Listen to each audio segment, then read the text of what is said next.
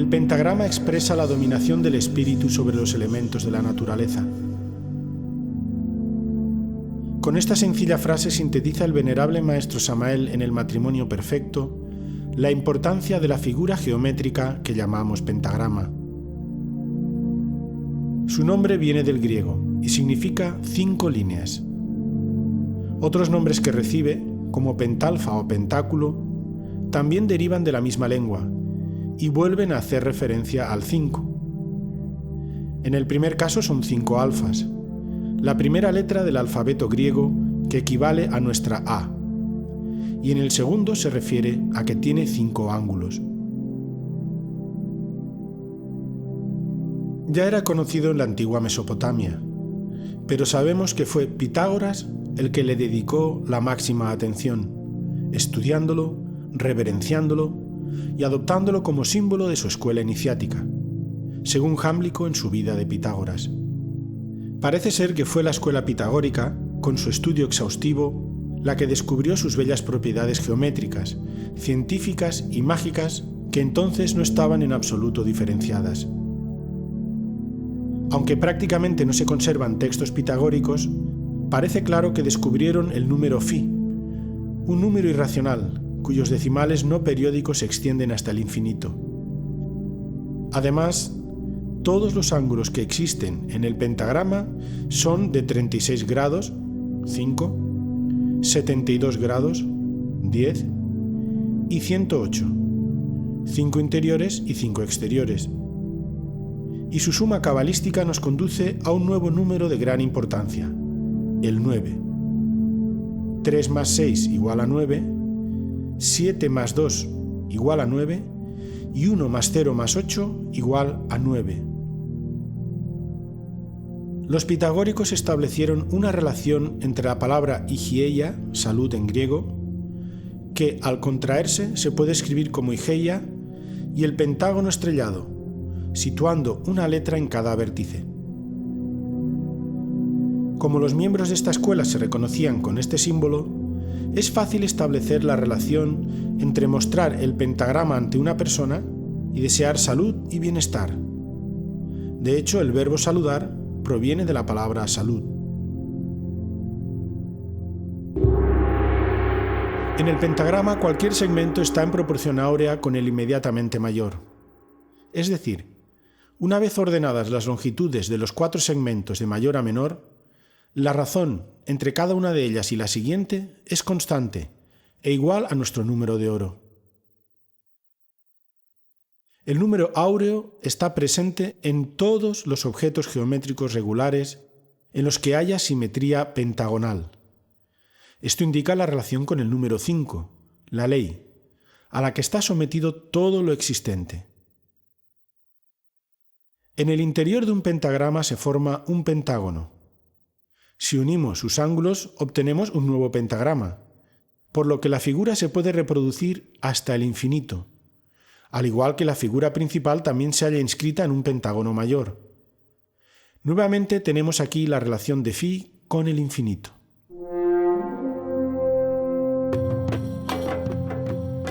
Como hemos dicho, esta figura se encuentra desde época de las culturas mesopotámicas. Es utilizada por Pitágoras como símbolo de su escuela y pasa a través de Platón hasta Vitruvio, persistiendo a lo largo de los siglos en los trazados de los arquitectos y en las estrellas mágicas. Luca Pacioli lo saca nuevamente a la luz y los artistas del Renacimiento lo incorporan a su obra: Leonardo, Alberti, Durero, etc. En resumen, el pentagrama como figura geométrica reúne unas características y propiedades matemáticas únicas. Todas giran alrededor del número phi o número de oro. Este número irracional, ya que no puede ser expresado por un número entero, guarda relación con el número 5, la ley divina, y con el círculo, expresión de la perfección de Dios, así como con la espiral, que es el nexo de unión entre los mundos. Indudablemente las octavas del caracol se procesan musicalmente con las notas do, re, mi, fa, sol, la, si, en forma graduativa. Si observamos cuidadosamente una escalera espiraloide, veremos una sucesión de curvas cada vez más altas, en forma tal que van precedidas por las más bajas. Esta formación, esta distribución de las curvas en la forma de cualquier espiral, es suficiente como para comprender que entre octava y octava existen también pausas musicales. A cada una de estas pausas corresponde un descenso abismal.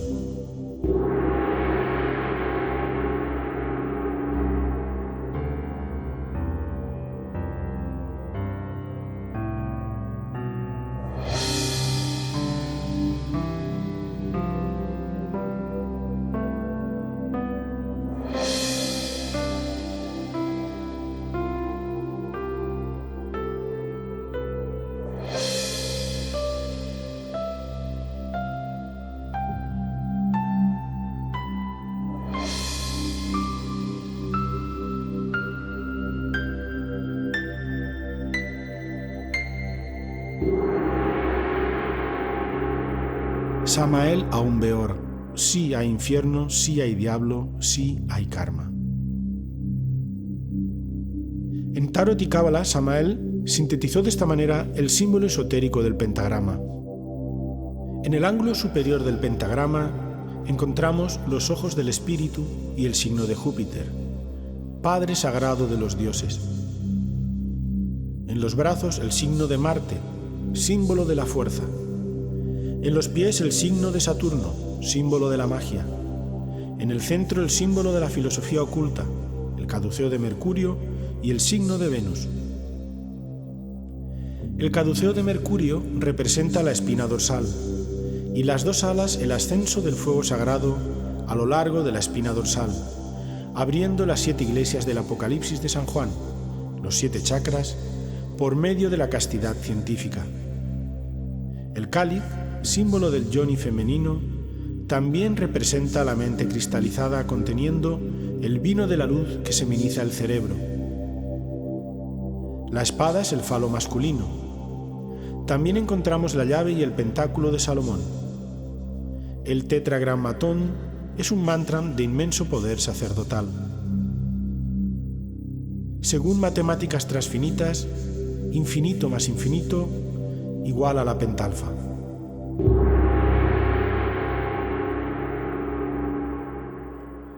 Su primera aplicación es la divina proporción, como la llamó Luca Pacioli en el siglo XVI, y consiste en la división de una línea en un punto tal que la distancia total sea a la mayor lo que la mayor es a la menor. Su virtud tiene un efecto estético, pues cuando más se aproxima una forma o un cuerpo a esta proporción, más bello y perfecto nos parece. Todas las criaturas de la naturaleza tienden a desarrollarse cumpliendo esta proporción.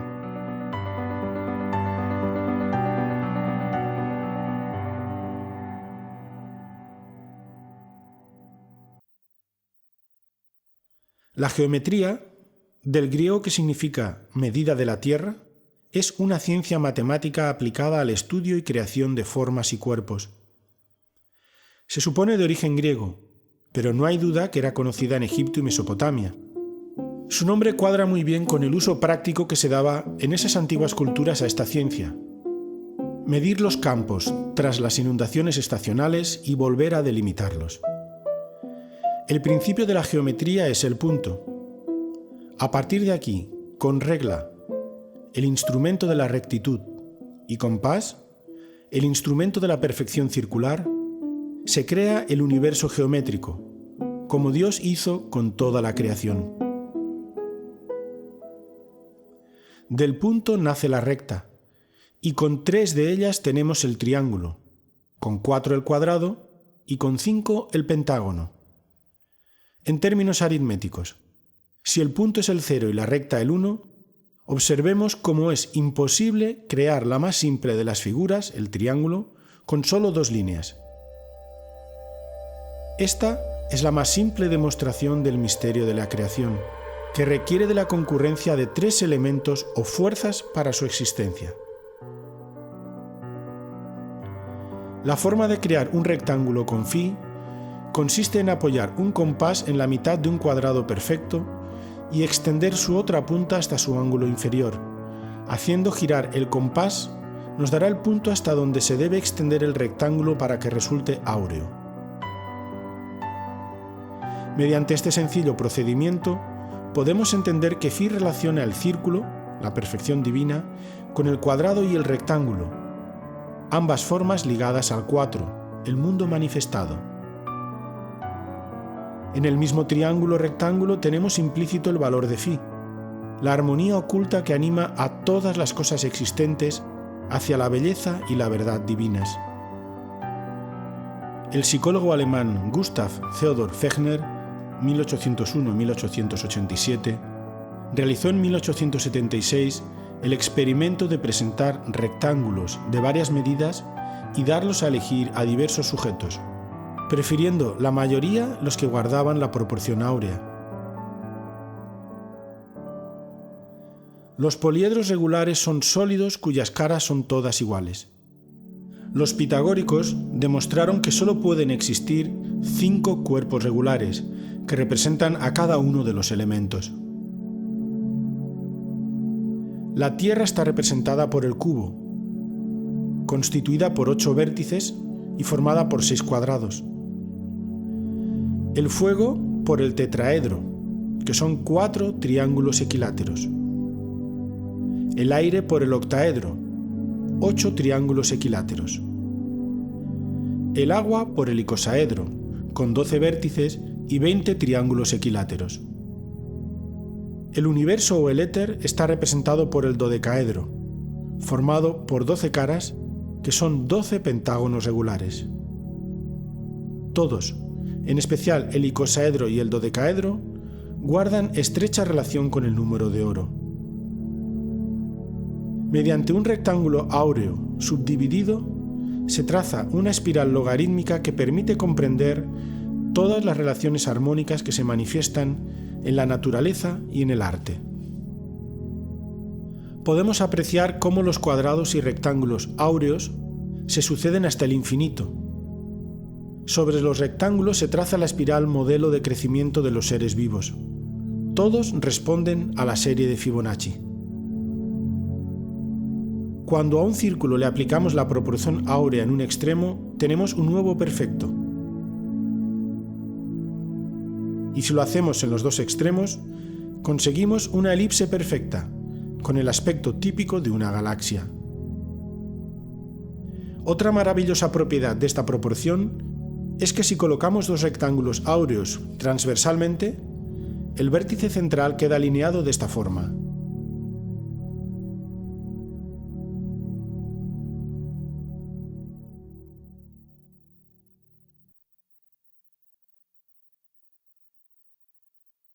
El llamado número Phi es la expresión numérica que ha hecho el hombre de una proporción que no es un invento humano, sino que existe en la naturaleza. Las criaturas en su crecimiento se aproximan a la perfección matemática. La espiral logarítmica determinada por los rectángulos áureos autorreproduciéndose marca el crecimiento de muchos frutos y flores y también conchas. Los ejemplos que se citan a continuación no son más que casos que se han investigado científicamente. Los cristales de pirita, aunque no es la forma principal de cristalización de los cuerpos. La filotaxia. Esta ciencia estudia la distribución de las ramas y hojas en forma helicoidal a lo largo del tallo, que siguen una espiral áurea, lo que además permite aprovechar al máximo la insolación. Por ejemplo, lo vemos también en el grueso de las ramas principal y secundaria respecto al tronco y en la distribución de las nervaduras de las hojas. La espiral de crecimiento de las piñas siempre combina igualmente espirales en sentidos opuestos de número secuencial de Fibonacci. En la mayoría de las flores vemos que existe la ley de Ludwig. Por ejemplo, la espiral del diseño de la flor del girasol, con 21 y 34 espirales en sentidos opuestos, ambos números de la sucesión de Fibonacci.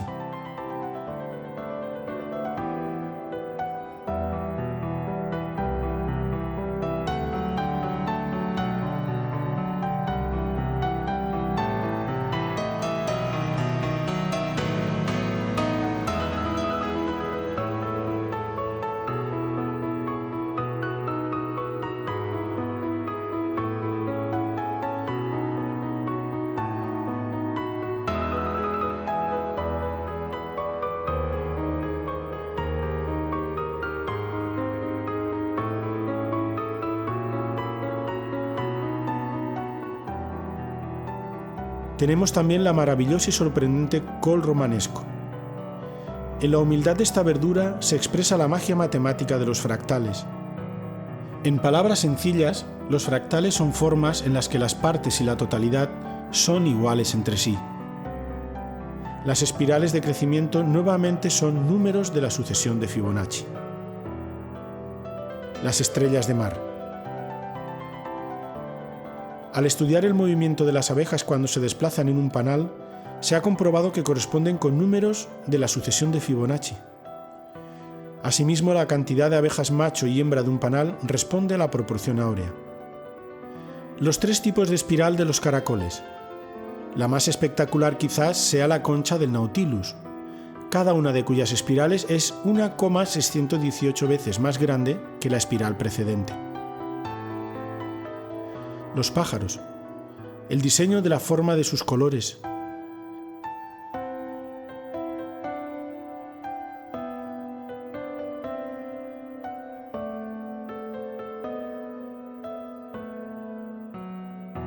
La forma espiral de las galaxias.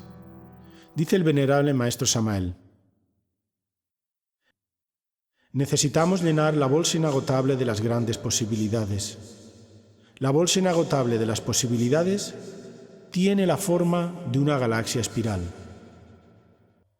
Para los pocos.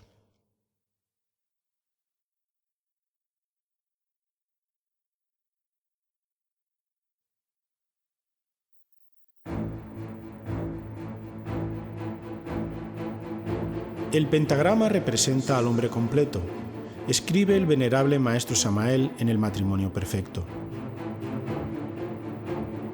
Según los filósofos griegos Heráclito y Protágoras, el hombre es la medida de todas las cosas. Estudios anatómicos y artísticos demuestran sin lugar a dudas que el canon ideal de la belleza es Phi. Cuanto más se aproxime un rostro o un cuerpo al número de oro, más bello nos parecerá.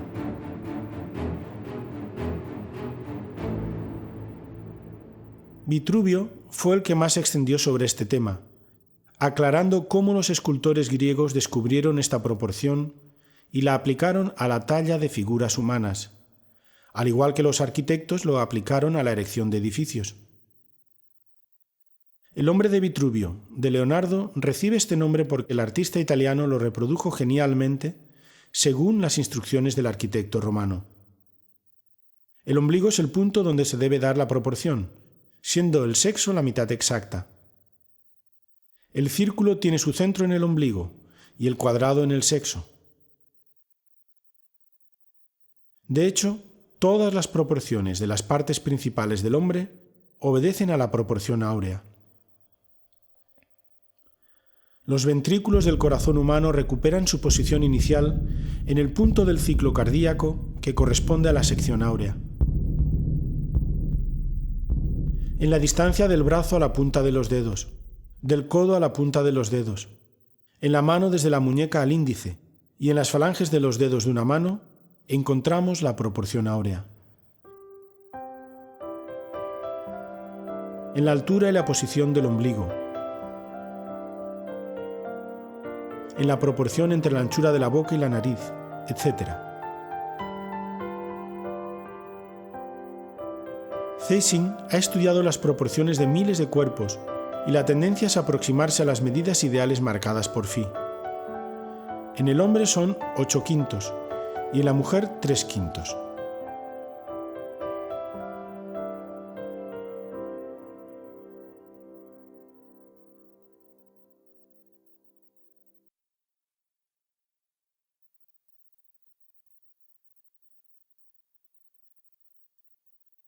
Como dijimos anteriormente, la primera escuela que sacó a la luz estos secretos matemáticos fue la de Pitágoras de Samos, en el siglo V a.C.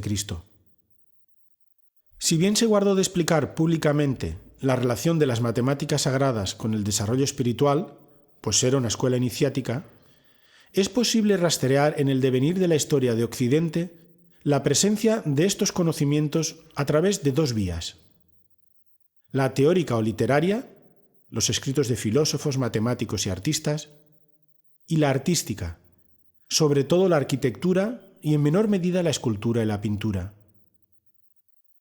Aunque pudiera parecer que el conocimiento de la proporción áurea aumentara en el devenir histórico, lo único que está sucediendo es que aumenta el saber y decrece el ser, es decir, aumentan las explicaciones teóricas y disminuye su presencia y su uso consciente. Esto guarda estrecha relación con el alejamiento progresivo de la humanidad de lo divino, de la fuerza que puso en marcha el universo y creó al hombre.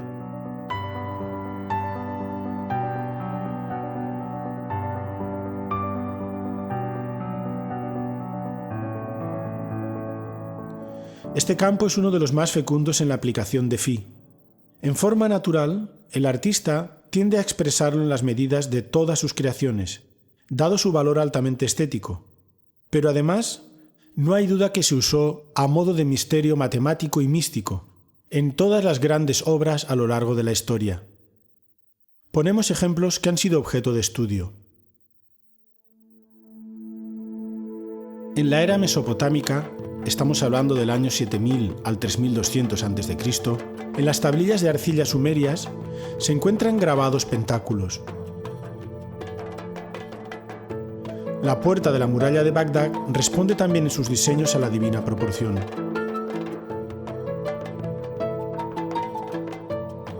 A partir del 4700 oficialmente en Egipto, podemos afirmar que toda manifestación de la religiosidad egipcia, en lo que ahora llamamos arquitectura, escultura y pintura, responde escrupulosamente a la proporción áurea, sin la cual no se concibe ninguna creación humana dirigida a los dioses.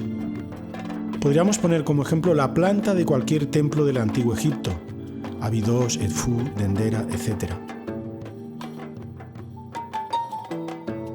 El ejemplo quizá más conocido es la Gran Pirámide. En ella el cociente de la altura de cualquiera de los triángulos que la conforma y su lado es 2φ.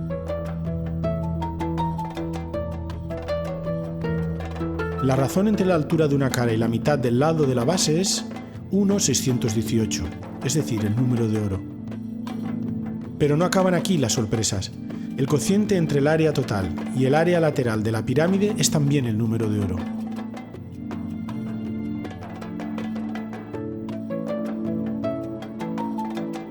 Y por si fuera poco, el cociente entre el área lateral y el área de la base sigue siendo el número áureo.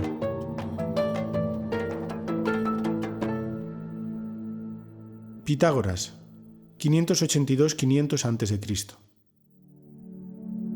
Instruido por Tales de Mileto, Anaximandro y Anaxímenes, con su escuela iniciática es el primero en desvelar estos secretos, aunque no directamente, ya que se trataba de una escuela de misterios, por lo que prácticamente no se conservan escritos propiamente pitagóricos, sino que se conocen a través de otros autores.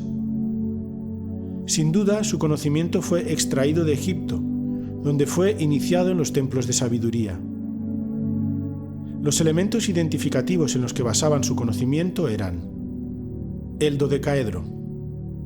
Representa al éter, el quinto elemento o sustancia generatriz presente en todo y base de los otros 4 elementos: tierra, agua, aire y fuego. La llamada tetractis, los 4 primeros números, base y origen de la naturaleza manifestada.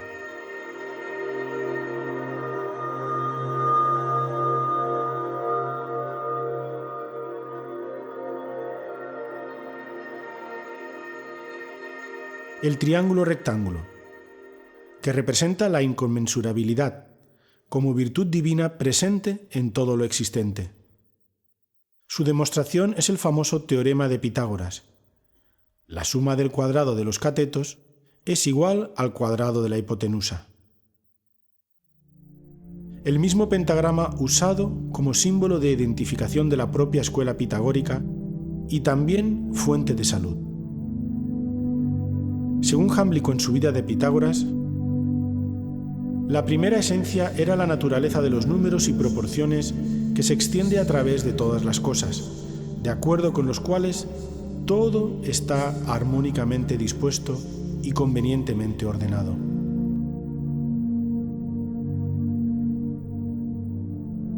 La música. A través de su estudio de la mística de los números, descubrieron el carácter aritmético de la armonía musical.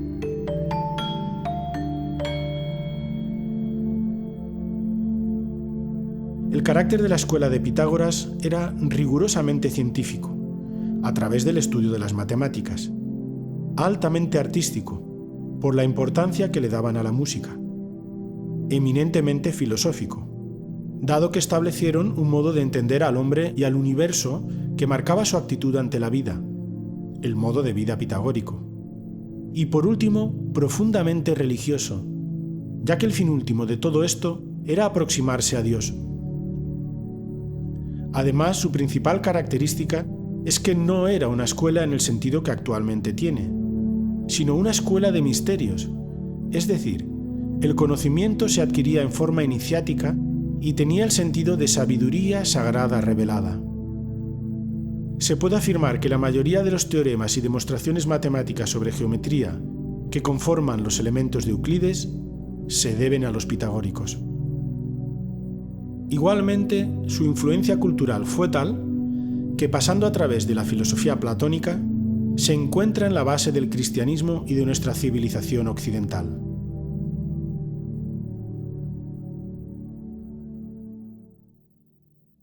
Arte de la antigua Grecia y Roma. El Partenón, 447-442 a.C., templo octástilo, períptero y dórico por excelencia, ajusta todo su espacio a la proporción áurea, siendo sus fachadas, los lados cortos del rectángulo, inscribibles perfectamente en un rectángulo áureo. Esto fue descubierto por J. Hembich, 1867-1924, y Zeising en el siglo XIX. La distribución de suplante de las fachadas laterales también se ajustan al número de oro. Del primero, J. Hembich, se publica en 1926 The Elements of Dynamic Symmetry, donde tras el estudio de obras tales como el mismo Partenón, el templo de Apolo en Figalia, o las estatuas de Zeus en Olimpia y la de Atenea en Egina, estableció los principios geométricos de la armonía del arte griego, basado, cómo no, en el número de oro. En 1837 se descubrieron las correcciones ópticas.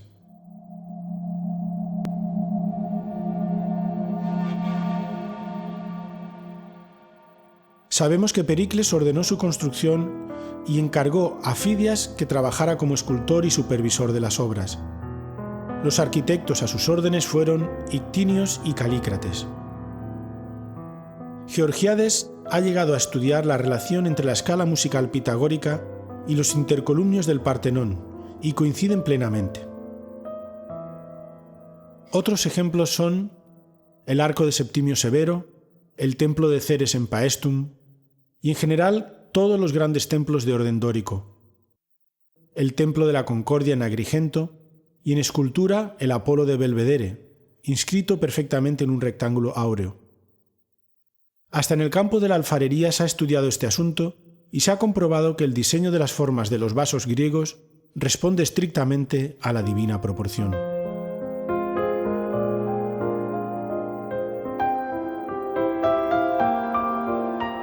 Platón, 428 al 347 a.C. Considera la proporción áurea como la mejor relación matemática.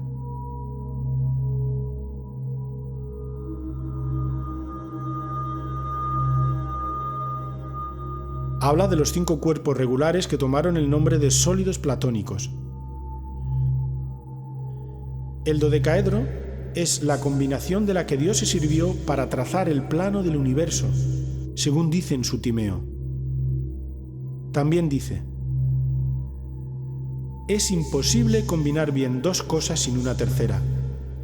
Hace falta una relación entre ellas que las ensamble. La mejor ligazón para estas relaciones es el todo. La suma de las partes como todo es la más perfecta relación de proporciones. Esta es la naturaleza de la relación.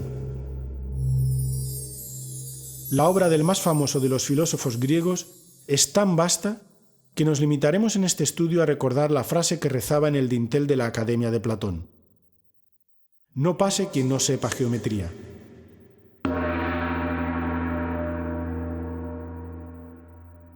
Euclides, siglo IV a.C.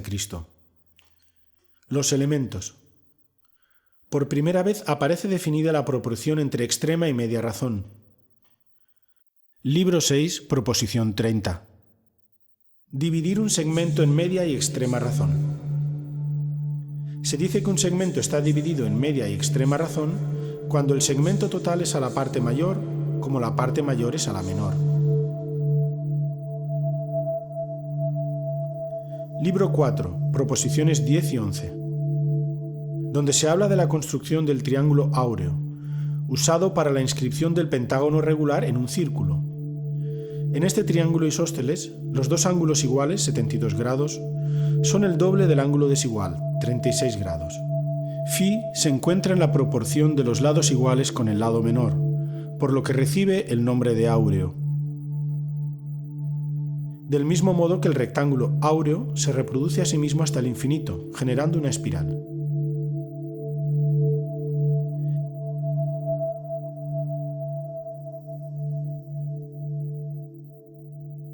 Vitruvio, 85-26 a.C. Para ser buen arquitecto hay que ser buen músico. La simetría consiste en el acuerdo de medidas entre los diversos elementos de la obra y estos con el conjunto.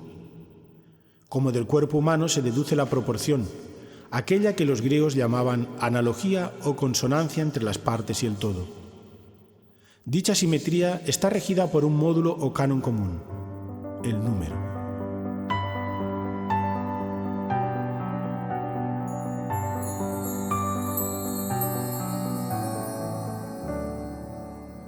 Leonardo de Pisa, Fibonacci, 1170-1250. Escribió Liber Abaci, libro de los ábacos. Este gran matemático de la Edad Media introdujo, tras su estancia en África, los números árabes que revolucionaron la aritmética en Europa. Propone un problema sobre la reproducción de los conejos que da lugar a la conocida como sucesión de Fibonacci. Esta sucesión está vinculada además a la espiral y es la forma del número áureo más presente en la naturaleza. Esta progresión consiste en la adición de los números enteros con su precedente. 0, 1, 1, 2, 3, 5, 8, 13, 21, 34, 55, 89, 144, 233, 377, 610, 987, 1597, 2584, 4181, 6765 y así hasta el infinito. Por eso, la más sorprendente e importante entre las muchas propiedades de esta sucesión es que si dividimos cada número entre su precedente, el resultado cada vez se aproxima más a Φ. 1 entre 0 igual a 0, 1 entre 1 igual a 1, 2 entre 1 igual a 1, 3 entre 2 igual a 1,5, 5 entre 3 igual a 1,666, 8 entre 5 igual a 1,6, 13 entre 8 igual a 1,625, 21 entre 13 igual a 1,615, 34 entre 21 igual a 1,619, 55 entre 34 igual a 1,617 y 89 entre 55 igual a 1,618, la aproximación con 3 decimales más exacta que se conoce.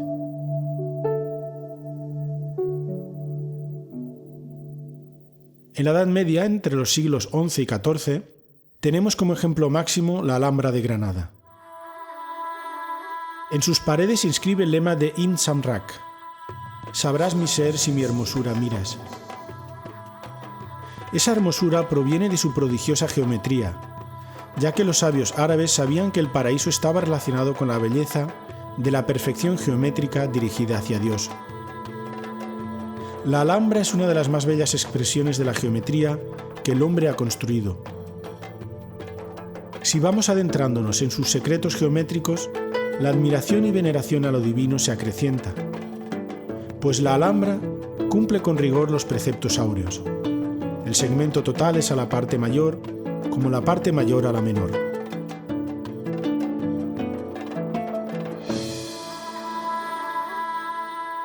La mayor parte de la Alhambra fue construida en el siglo del arte gótico y comparte los secretos geométricos de las catedrales, aunque expresados en una forma muy diferente.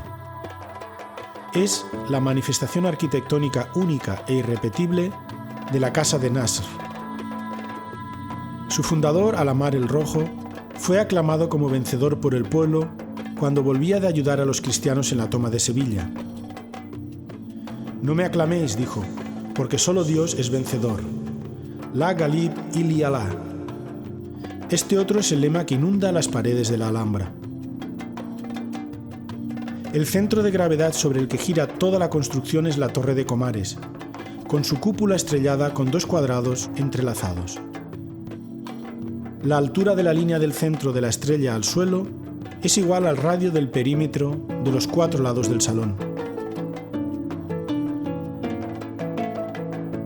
De esta torre parten las simetrías radiales que provocan los maravillosos juegos de perspectivas.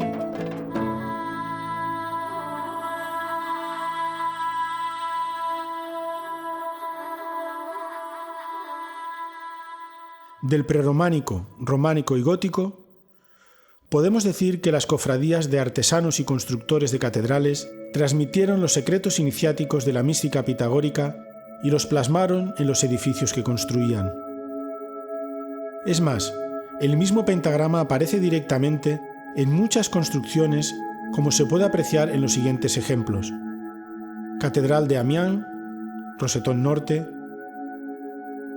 la iglesia de Santa María de Lemgo, Alemania, la iglesia de San Juan de Castrojeriz, España, ermita de San Bartolomé en el cañón del río Lobos, Ucero, Soria, Rosetón Mudéjar en Calatayud, etc.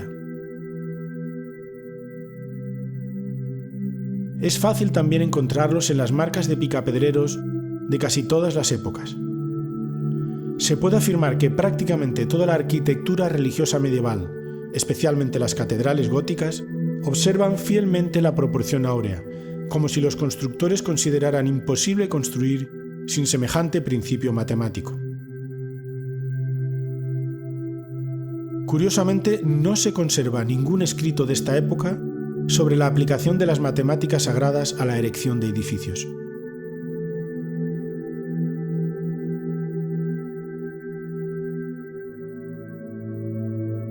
Ejemplos de estudios concretos los tenemos en Santa María dei Fiori de Florencia,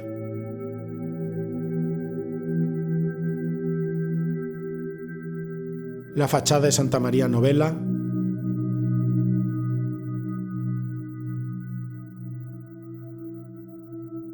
Notre Dame de París,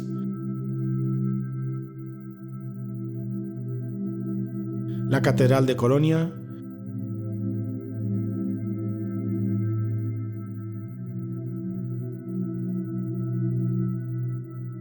Saint-Ouen de Rouen,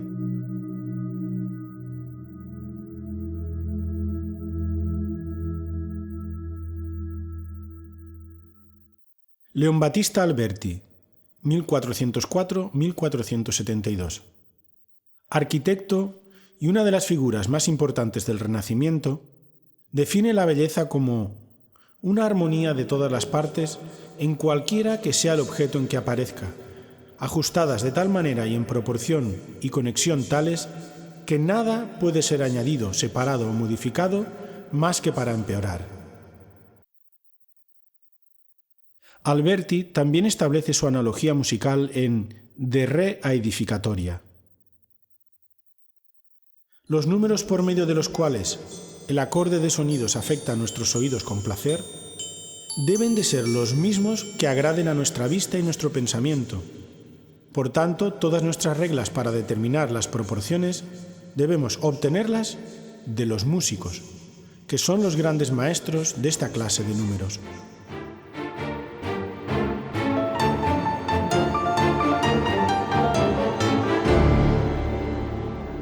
Luca Pacioli, 1445-1508. De Divina Proportione. Aquí recoge el neopitagorismo y el neoplatonismo de la antigüedad, en clara relación con el Timeo de Platón, al que cita en repetidas ocasiones, con todas sus implicaciones matemáticas, religiosas, místicas, filosóficas y artísticas. Fue de suma importancia para los científicos y artistas del Renacimiento, alargándose su influencia para toda la posteridad, incluso a nivel mágico.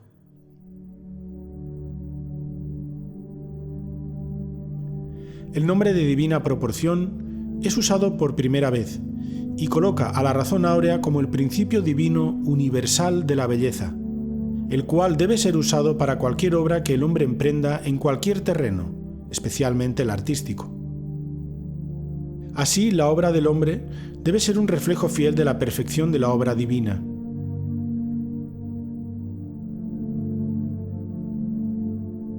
En el capítulo 2 de la Divina Proporción, Luca Pacioli escribe: Omnia consistum in numero, pondere et mensura.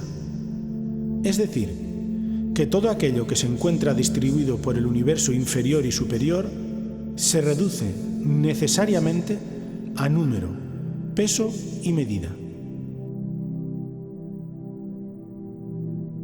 En el capítulo 5, el monje franciscano explica por qué esta proporción matemática merece el nombre de divina. 1. Es una sola y no más, y dicha unidad es el supremo epíteto de Dios mismo. 2. La divina proporción se corresponde con la Santísima Trinidad.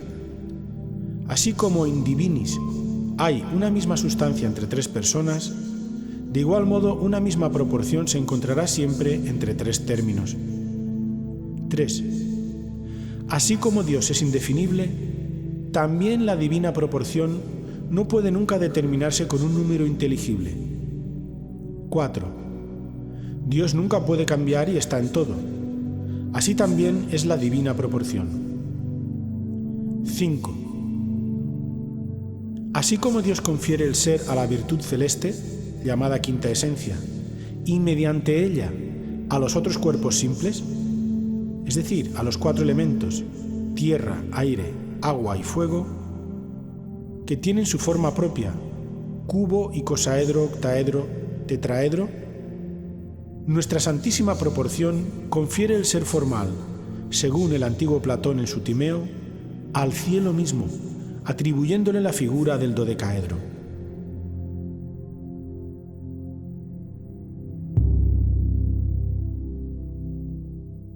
Leonardo da Vinci, 1452-1519. La genialidad de Leonardo en este campo se manifiesta en sus escritos y también en sus obras. Explicó teóricamente nuestra proporción y también la aplicó en la práctica en toda su obra. Le unía una gran amistad con el monje Luca Pacioli y realiza los dibujos para la edición de la Divina Proporción.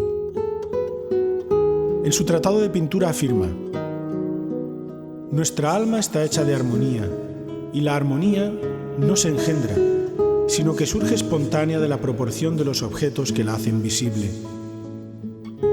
La gracia de las proporciones está encerrada en normas armónicas.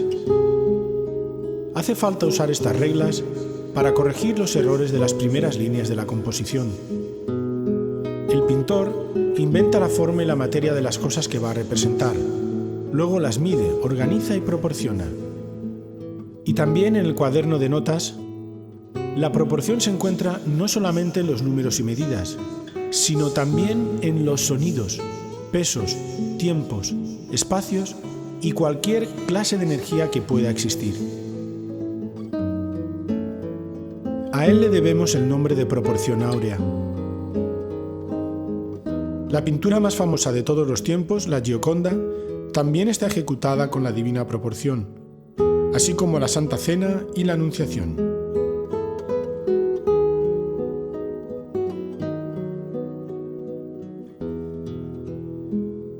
Albrecht Dürer, o Alberto Durero, en 1525, escribe la instrucción sobre la medida con regla y compás de figuras planas y sólidos. Allí desarrolla la espiral basada en el número áureo. En las obras Adán y Eva se ejemplifica la aplicación de la proporción áurea.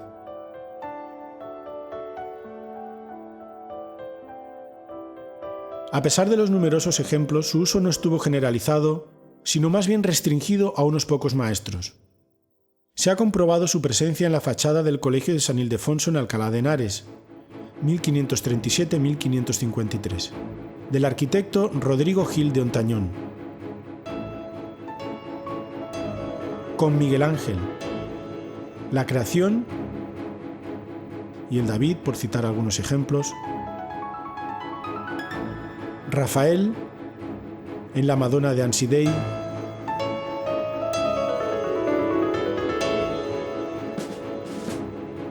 En el Bautismo de Cristo de Piero de la Francesca. En la Primavera de Botticelli. En el Greco, con el entierro del conde de Orgaz.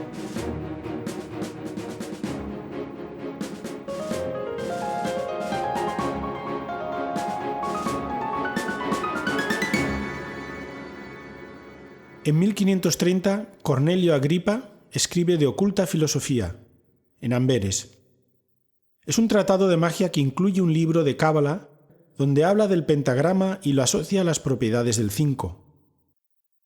Símbolo de la felicidad y de la gracia, sello del Espíritu Santo y vínculo que todo lo enlaza. Allí muestra al famoso hombre inscrito dentro de un pentagrama. Agripa escribe: las ciencias matemáticas son parientes de la magia, porque todo cuanto pueda existir en las fuerzas naturales esclavas no consiste más que en número y armonía.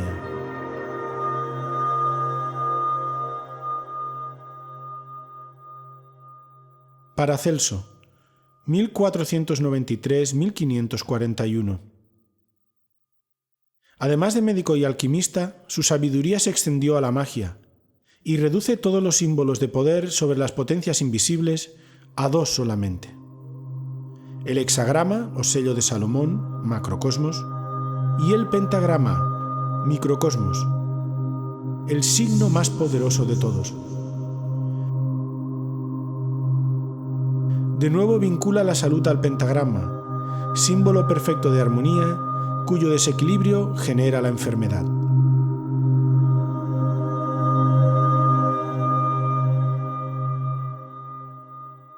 Johannes Kepler, 1571-1630. Edita en Tubinga en 1596 Mysterium Cosmographicum.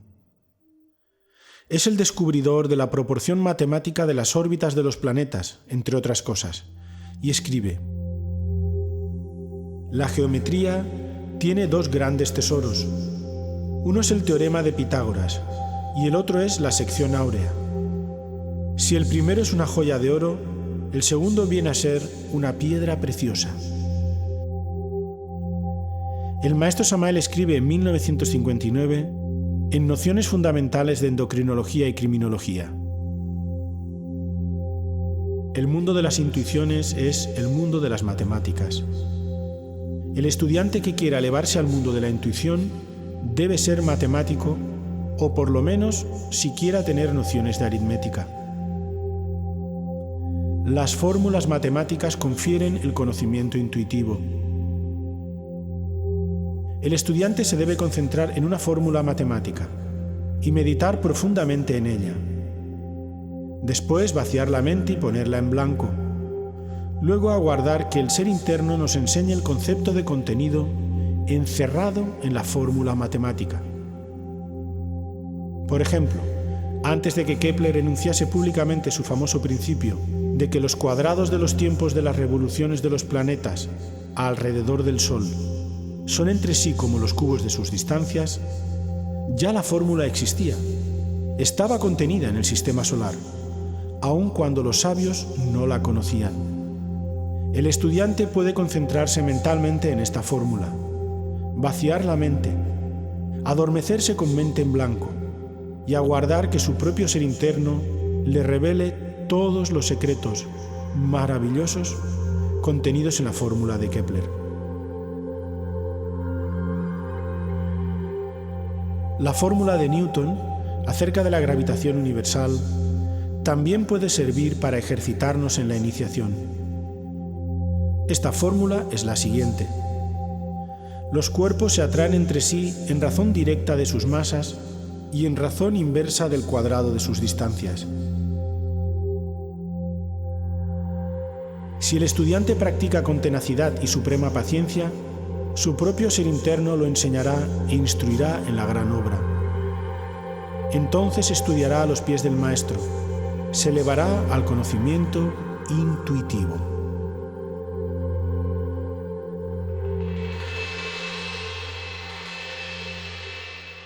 En los siglos XVII y XVIII aún decae más su uso. A pesar de ello subsisten algunos ejemplos. Palladio y toda su arquitectura. Los pastores de la Arcadia de Nicolas Poussin.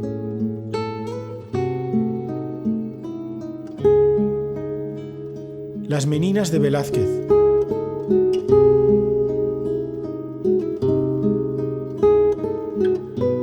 Saturno devorando a sus hijos de Goya. Los edificios de la Plaza Vendôme de París.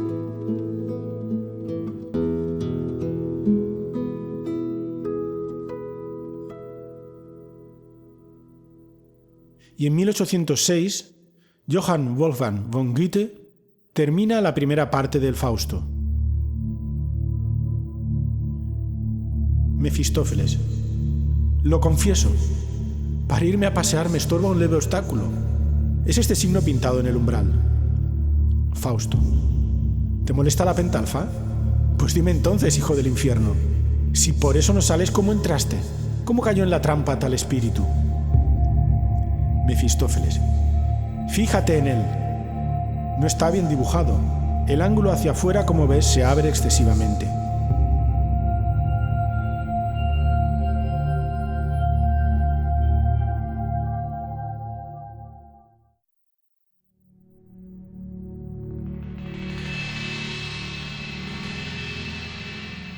El pentagrama es el signo del Verbo hecho carne, dice el venerable maestro Samael.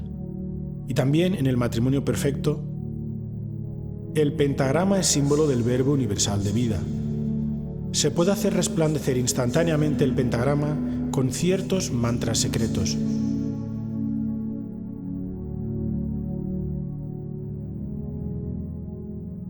En los Upanishadas Gopalatapani y Krishna hemos hallado el mantra que tiene el poder para formar instantáneamente, en el plano astral, la terrible estrella flamígera, ante la cual huyen aterrorizados los demonios.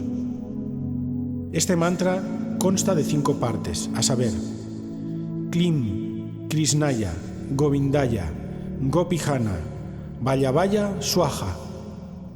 Al vocalizar este mantra, se forma instantáneamente la estrella flamígera ante la cual huyen aterrorizados los tenebrosos del arcano 18. El verbo cristaliza siempre en líneas geométricas. Esto está demostrado con la cinta magnetofónica. El discurso queda grabado en la cinta. Cada letra cristaliza en figuras geométricas. Basta después hacer vibrar la cinta en la máquina grabadora para que se remita el discurso. Dios geometriza. La palabra toma figuras geométricas. Estos mantras citados por nosotros tienen el poder de formar instantáneamente en los mundos suprasensibles la estrella flamígera. Dicha estrella es un vehículo de fuerza crística. Dicha estrella representa el Verbo.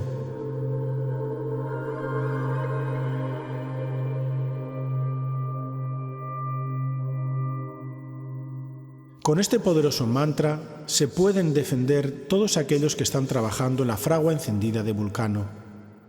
Dicho mantra se vocaliza silabeándolo. Con este mantra se puede conjurar a los demonios que controlan a los posesos. Es urgente aprender a crear instantáneamente la estrella flamígera. Con este mantra podemos crear esa estrella para combatir a los tenebrosos.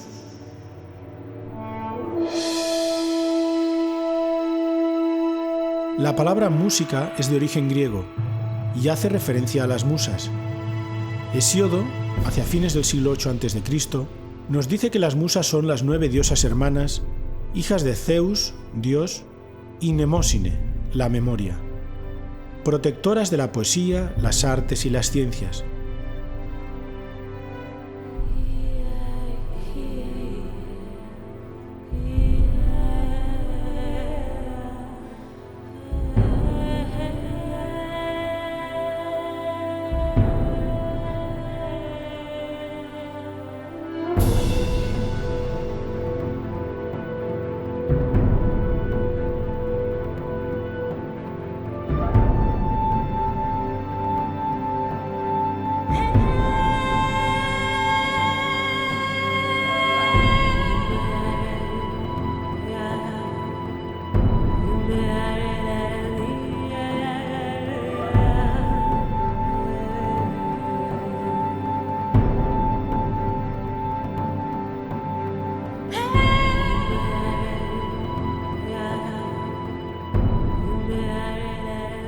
Como podemos observar, el concepto de música era más amplio originalmente y estaba muy unido a la poesía, la danza, el teatro e incluso a la astronomía.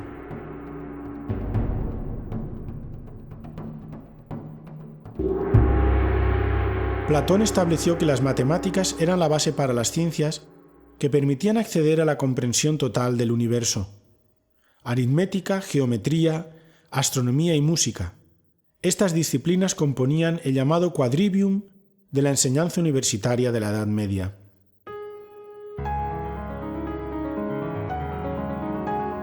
Partiendo de la base de que el sonido es una onda que se transmite en proporción logarítmica, podremos entender la naturaleza matemática de la vibración de todo cuanto existe.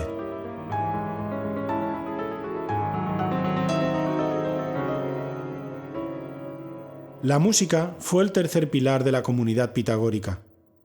La armonía musical, cuyo descubrimiento se les atribuye, es, al igual que la lógica matemática, la manifestación del orden divino en el universo. En forma ya legendaria, se dice que los pitagóricos advirtieron la relación de la longitud de una cuerda con su vibración o sonido. Usaron un instrumento de una única cuerda, el monocordio, y descubrieron que su subdivisión en cierta proporción producía sonidos consonantes, es decir, que sonaban bien. Son las llamadas quintas, cuartas, terceras, octavas, etc. Estos intervalos se llaman así por el número de notas que contienen entre ellos. Así se estableció la llamada escala pitagórica, base de la música occidental.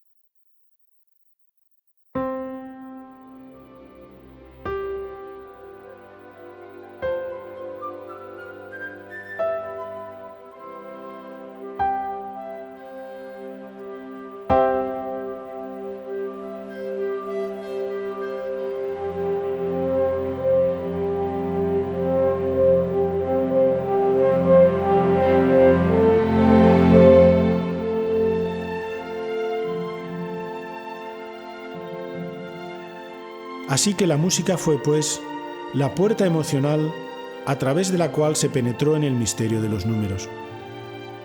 Al hablarnos sobre el paso previo a la intuición, el venerable maestro Samael se refirió así al conocimiento inspirativo. El discípulo que quiere llegar al conocimiento inspirado debe concentrarse profundamente en la música. La flauta encantada de Mozart nos recuerda una iniciación egipcia. Las 9 sinfonías de Beethoven y muchas otras grandes composiciones clásicas nos elevan a los mundos superiores.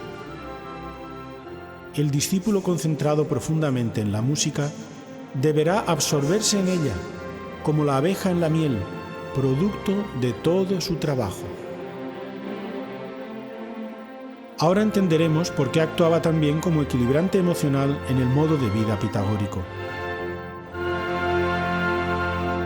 A ellos les debemos también la afirmación que sostiene que, como toda vibración produce un sonido, también los mundos en su movimiento planetario producen un sonido que, sumado al de los otros cuerpos celestes, conforma la llamada música o armonía de las esferas, lo que fue reafirmado por Kepler y sus descubrimientos astronómicos.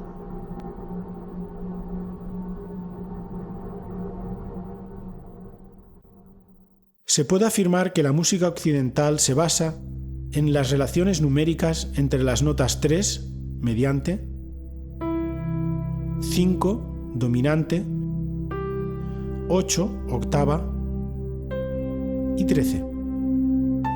Las 3 primeras más la tónica forman el acorde perfecto. La nota 13ª de una escala da lugar a la nota inicial de la escala menor de la dicha escala. Todos estos números pertenecen a la sucesión de Fibonacci. Al estudiar las composiciones de los grandes maestros, por ejemplo, en el desarrollo y exposición de los temas o en la relación de compases de cada movimiento, encontramos la proporción áurea.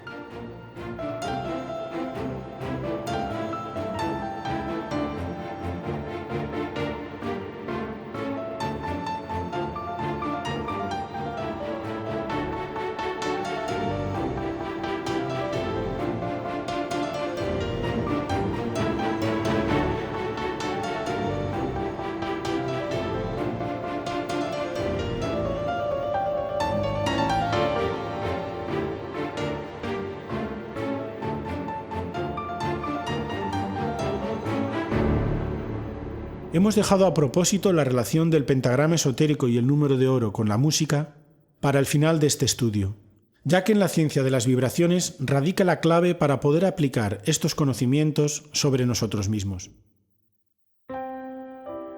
De acuerdo a la ley del 7, el desarrollo completo de cualquier cosa que se emprende en la vida está sujeto a una corriente de sonido con un principio y un fin que se divide en 7 periodos de desarrollo, llamados notas en la escala musical. Sabemos muy bien que debido a la naturaleza propia de la ley del 7, en una sola escala de desarrollo, compuesta por las notas do, re, mi, fa, sol, la, si, existe un periodo crítico entre la tercera nota, mi, y la cuarta, fa. Cuando precisamente nos encontramos en ese punto crítico de la corriente de desarrollo, la crisis se traduce en adversidades, resistencias, obstáculos, falta de motivación, pérdida de interés, confusión, dudas, etc. Lo que motiva que el esfuerzo entre en un proceso en el que se inicia una línea de desviación de fuerza que normalmente lleva a practicar de forma mecánica, con desgana y desagrado, con prisas y hasta con enojo, concluyendo generalmente en el abandono de la disciplina o del esfuerzo de cualquier trabajo. Para superar esos periodos de crisis solamente existe una solución: desarrollar la capacidad de sostener las notas, es decir, desarrollar la capacidad de sacrificio para mantener el mismo ritmo de trabajo. Los cantantes de ópera saben lo que es, en áreas de gran dificultad, sostener notas de voz sin crear desarmonías, producir los famosos gallos, y sin dañar sus cuerdas vocales. Igualmente, En todo esfuerzo que hagamos en la vida, en toda disciplina de trabajo que nos propongamos, en los momentos difíciles debemos tener la capacidad de sacrificio suficiente para que no se produzca desviación de líneas o roturas de la línea de desarrollo. Debemos ser inteligentes, hacernos más conscientes de lo que hacemos, revalorizar los propósitos de trabajo, tomar conciencia del valor de la práctica. El crecimiento interior se fundamenta en la superación de las dificultades. Es en los momentos críticos donde más podemos aprender a conocernos a sí mismos. Muchas veces tenemos que seguir adelante cambiando algunas cosas, variando las formas para no caer en la mecanicidad. Esto lo sintetiza el venerable Maestro Samael en Para los Pocos. En el biorritmo de la vida todo se expresa basándose en la ley de las octavas. Durante este biorritmo, en Mi Fa aparece la primera crisis y en La Si la segunda crisis. La clave de los triunfadores está en superar las crisis basándose en el desarrollo de la capacidad de sostener las notas y en seguir los siguientes 3 pasos: elección, cambio y decisión.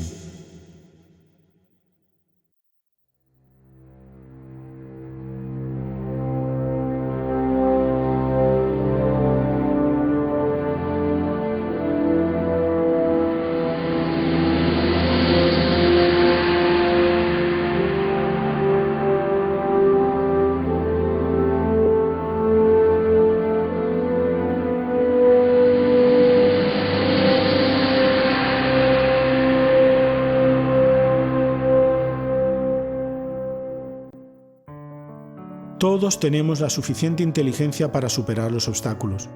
Debemos confiar en nuestro real ser, trabajar para nuestro real ser.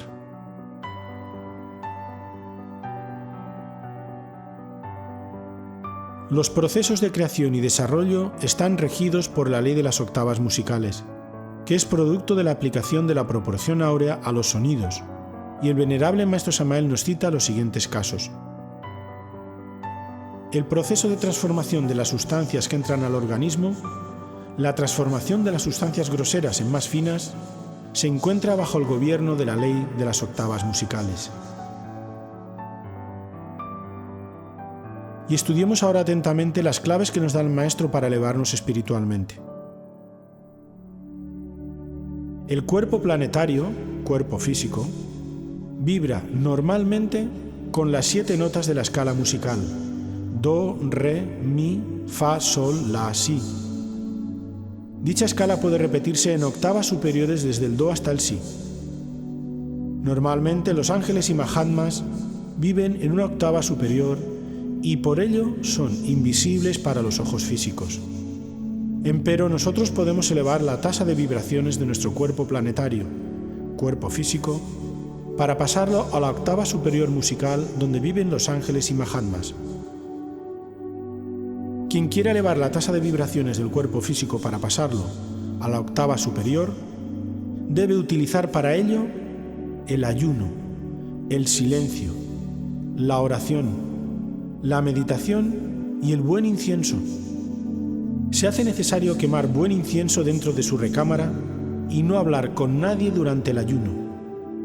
Se hace necesario concentrarse únicamente en el ángel o maestro con el cual deseamos relacionarnos. Así, se eleva nuestra tasa de vibraciones y pasamos a una octava musical superior. Entonces nosotros subimos y el maestro baja para platicar con nosotros. Así se obtienen las famosas materializaciones de que tanto se habla en la literatura ocultista, teosofista, etcétera, etcétera, etcétera. El Cristo Social, 1964. Nos aclara también la intervención de la ley del 7, que no es más que otro nombre para referirse a los mismos principios en el mantenimiento del universo. La música, el verbo, colocado por el Logos en 7 octavas musicales, sostiene al universo firme en su marcha. Primer orden de mundos, nota Do. Segundo orden de mundos, nota Si. Tercer orden de mundos, nota La. Cuarto orden de mundos, nota sol. Quinto orden de mundos, nota fa. Sexto orden de mundos, nota mi. Séptimo orden de mundos, nota re. Después, todo vuelve al absoluto, con la nota do. Sin la música, sin el verbo, sin la gran palabra, sería imposible la existencia maravillosa de los 7 cosmos. Tratado esotérico de Astrología Hermética, 1967. Acerca de la creación de los cuerpos afirma: cuando el septenario hombre se une sexualmente al septenario mujer, se hace una suma que da como resultado el arcano 14 del tarot. No está de más asegurar de paso que el hombre tiene 7 principios, lo mismo que la mujer. El sexo es el centro más importante y más rápido del ser humano. El proceso de crear un nuevo ser se realiza dentro de la ley de las octavas musicales. Las 7 notas de la escala musical son la base de toda creación. Si transmutamos la energía creadora, iniciamos una nueva octava en el mundo etérico, cuyo resultado es el nacimiento del Soma Puchikon, el traje de bodas del alma. Con este vehículo podemos penetrar conscientemente en todos los departamentos del reino. La tercera octava nos permite engendrar el verdadero astral, el astral Cristo. Al llegar a estas alturas, el viejo astral de fantasma queda reducido a un cascarón vacío que se va desintegrando poco a poco. La cuarta octava nos permite engendrar la mente Cristo. Este vehículo nos da verdadera sabiduría y unidad de pensamiento. Solo aquel que engendra la mente Cristo tiene derecho a decir: tengo cuerpo mental. El cuerpo mental actual es solo un fantasma de la fachada. Realmente este se convierte en un cascarón hueco cuando nace la verdadera mente. Entonces se desintegra, se reduce a polvareda cósmica. La quinta octava musical engendra el verdadero cuerpo causal. Al llegar a estas alturas encarnamos el alma. Entonces ya tenemos existencia real. Antes de este instante no tenemos existencia real. Curso esotérico de Cábala 1969. El mismo movimiento gnóstico, obra de un ser despierto, obedece a la misma ley. Quiero deciros que esta enseñanza para la nueva era acuaria se está entregando de acuerdo con la ley de las octavas musicales. Cada una de estas obras se va desarrollando en notas más y más elevadas. Cuando lleguemos a la nota síntesis, entonces el mensaje habrá concluido. Después de eso me marcharé con mi divina madre Kundalini hacia la eternidad. Mi regreso al Tíbet, mensaje de Navidad 1969. Definitivamente, el pentagrama es la imagen perfecta de la armonía matemática presente en la naturaleza y a la que tienden todas las criaturas vivas. El descubrimiento en uno mismo de esa ley matemática nos conduce a la revelación de que formamos parte de Dios.